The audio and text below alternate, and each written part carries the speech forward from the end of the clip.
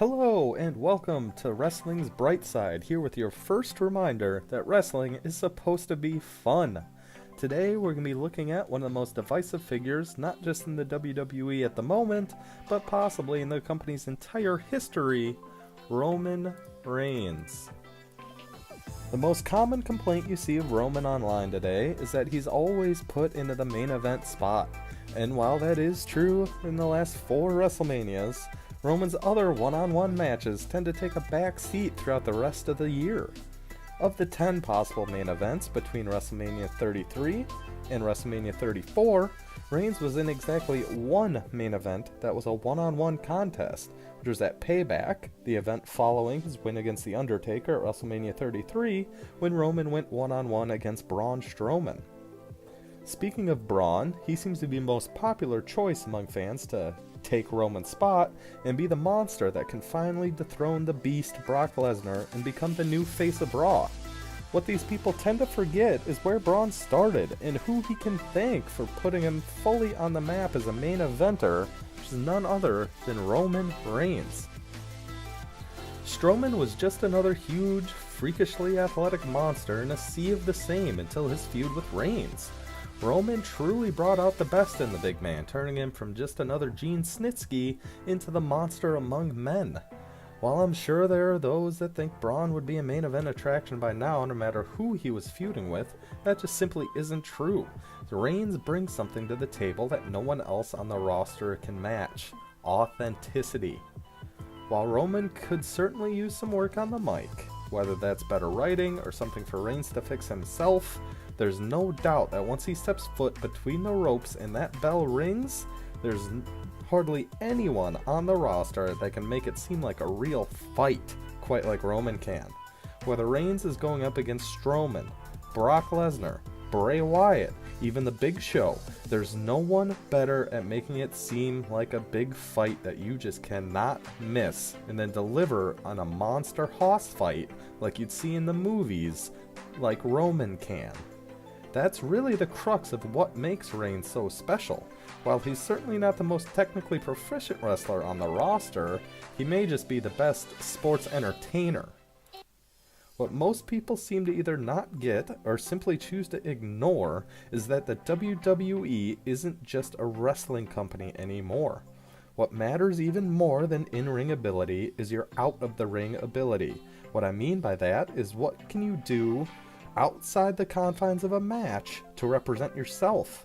What you can do to make people want to watch you. Personally, I could watch the likes of AJ Styles, Seth Rollins, obviously Kurt Hawkins, work in the ring all day, but none of them can make a match seem as big as Roman can. When you combine that with Reigns' ever-increasing proficiency in the ring, you have all the makings of a true generational talent. What it all really boils down to is that a lot of the internet wrestling community seems to think that Reigns is shoved down our throats and hasn't earned the right to find himself on top as often as he does. We've already discussed the misconception regarding his main events, but did you know that while Roman has been champion 3 times, he's only held the title for a total of 118 days, a little less than 4 months. JBL was WWE Champion for nearly a calendar year. The Miz was the champion for 160 days. Even just last year, Jinder Mahal was the WWE Champion for 170 days. Those were all just single reigns. For someone that's pushed to the moon and shoved down our throats, that's not very impressive company, not to mention his recent records when it comes to pay-per-views. If you go back through Roman's last 20 pay-per-view performances, it looks a little bit different than all his haters would like you to believe. We'll start with his title defense against Seth Rollins at Money in the Bank 2016. Since then, Roman Reigns has gone 8-12 at WWE's biggest events. Roman lost that match to Seth, then lost a Shield triple threat for the title at Battleground. Reigns took a fall in the SmackDown vs. Raw Survivor Series match before losing twice to Kevin Owens. Roman did obviously get the big win against Taker at WrestleMania 33, but that was followed by 4 consecutive losses, 2 to Braun Strowman and 2 in multi-man matches. In fact, Reigns has not won more than 2 consecutive pay-per-view matches in the past 2 years. For someone that's supposedly pushed to the moon, Roman sure spends a lot of time staring at the stars.